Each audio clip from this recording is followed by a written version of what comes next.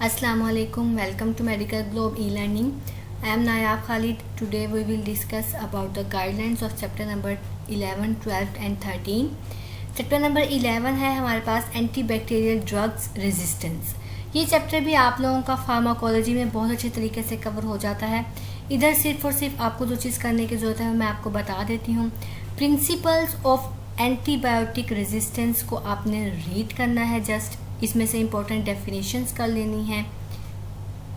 इसके अलावा है आपके पास table 11.1 mechanisms of drug resistance. ये इम्पोर्टेंट है, इसको पूरा आपने अच्छे तरीके से लर्न करना है।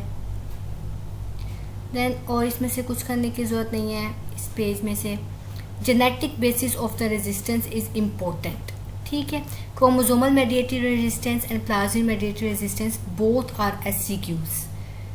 Specially plasmid mediated resistance is very important SCQ। इसके जो 2-3 पॉइंट्स हैं ये अच्छी तरीके से आप लोगों ने कर लेने हैं, और किस तरीके से रेजिस्टेंस प्रोड्यूस होती है वो सारा मैकेनिज्म आपको पता होना चाहिए। फिगर 11.1 की जो ये समरी लिखी हुई है आपने रीड आउट कर लेनी है। Transposon mediated resistance read out करना है इसको आपने। Table 11.3 R factor mediated resistance is important for MCQs। Specific mechanisms of resistance इसको आपने थोड़ी रीड आउट करना है। इस पूरे को आपने जस्ट रीड आउट करना है। इसके अलावा ये आपका फार्माकोलॉजी में भी कवर हो जाता है। वैंकोमाइसिन का resistance mechanism is very important for SCQ। बाकी सारे मैकेनिज्म्स जो हैं वो MCQs में पूछे जा सकते हैं। इस पेज में से आपने ये 3 पॉइंट्स जो लिखे हुए हैं इनको रीड आउट करना है और इनको याद करना है। मिनिमल बैक्टीरियल कंसंट्रेशन की डेफिनेशन करनी है MBC। फिगर 11.2 की समरी रीड आउट करनी है। बीटा लैक्टमेज प्रोडक्शन किस तरीके से होती है, इसका क्या मैकेनिज्म है, ये इम्पोर्टेंट है। ये आपका फार्माकोलॉजी में भी कवर हो जाता है। बाकी जैसे कुछ नहीं करना। इसके पर्ल्स इंपॉर्टेंट है फॉर MCQs। पर्ल्स सब चैप्टर्स के करने हैं आपने जनरल बैक्टीरियोलॉजी में, वेरी इंपॉर्टेंट। नेक्स्ट है चैप्टर नंबर 12।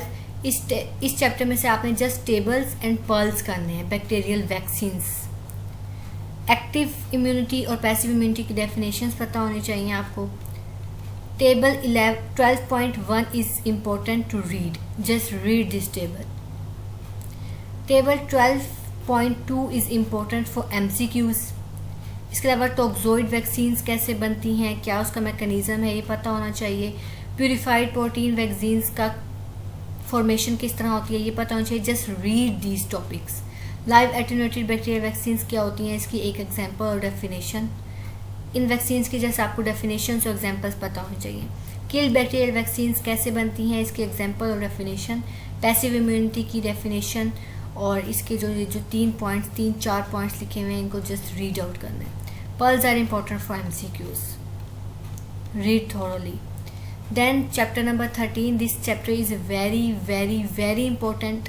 पूरी जनरल बैक्टीरियोलॉजी में से अगर मोस्ट इंपॉर्टेंट चैप्टर मैं कहूँ तो वो यही है, जिसमें से मोस्टली SCQ आता है, स्टीरिलाइजेशन एंड डिसइंफेक्शन।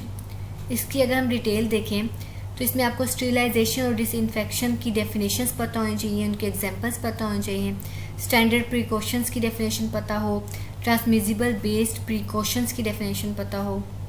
स्टीरिलाइजेशन और डिसइंफेक्शन का डिफरेंस बहुत इंपॉर्टेंट है फॉर MCQ। एंटीसेप्टिक्स क्या होते हैं इसकी डेफिनेशन आपको पता होनी चाहिए। Table 13.1 is important for MCQs। इसको बहुत अच्छे तरीके से आपने लर्न करना है एक एक चीज़ को, इसमें से बहुत MCQs आते हैं।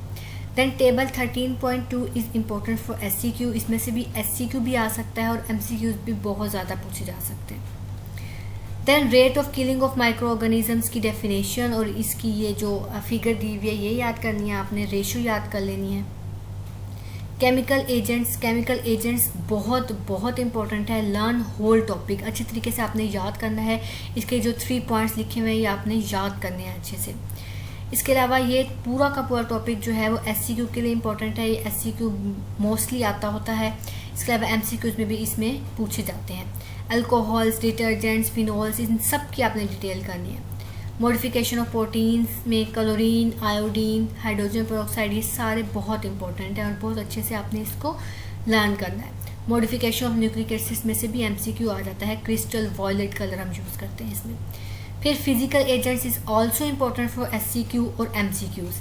हीट बहुत इंपॉर्टेंट है, इसमें ऑटोक्लेविंग, बॉइलिंग और पास्चुराइजेशन का डिफरेंस पूछा जाता है for MCQs and SCQs also. Radiations कौन कौन से यूज़ हो सकती हैं और क्या उनके हार्मफुल इफेक्ट्स हो सकते हैं, ये पता होना चाहिए। फिल्ट्रेशन में कौन सी टेक्निक है और इसकी क्या एग्जांपल है, ये आपको पता होना चाहिए फॉर MCQ। इसके अलावा पल्स भी आपने अच्छी तरीके से याद करने हैं for MCQs। This is all about chapter number 13 and this is all about general bacteriology. Next हम देखेंगे special bacteriology. Thank you. Medical Glow brings you the solution to your problems you face during your professional exams. Yes, we are introducing MBBS Cracks. This book contains chapter-wise important topics, solved past university questions are given in this book, chapter pearls are given to help you ace your MCQs exams. Besides this, forensic summaries are added and important pictures from Big Robbins and OSPE pictures in high resolution are added to help you ace your OSPE exams. Besides this series for SCQ and OSPE, MCQs Cracks has also been introduced. This book contains MCQs not only from UHS but also from several other universities. So, what are you waiting for? Get your book ordered online at a given number, that is 0335 6633 007, and I promise you that you won't regret purchasing this.